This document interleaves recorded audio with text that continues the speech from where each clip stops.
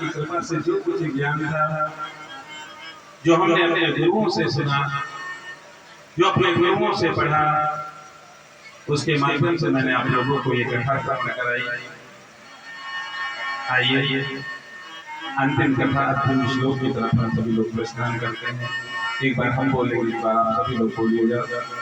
किनिमग्ना कीनाम शक्तिर्तनं यस्याः संवेदनं यस्य सर्वपापविनाशनं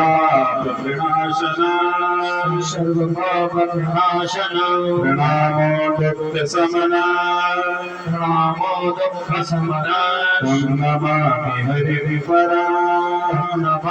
हरिपरं संकीर्तनं यस्याः संवेदनं यस्य सर्वपापविनाशनं प्रणामो दुःखशमनं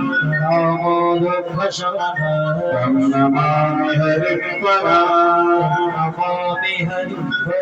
नाम संकीर्तनं यस्याः सर्वपापविनाशनं प्रणामो दुःखशमनं तं नमामि हरिपरं। भागवत भगवान की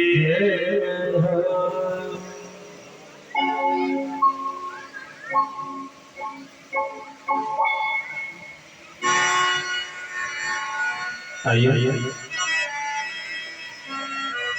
एक विदाई का इस्तेमाल करते, इसके बाद आपके विशाल करके अपने अपने घर की ओर प्रस्थान करेंगे। के बिहारी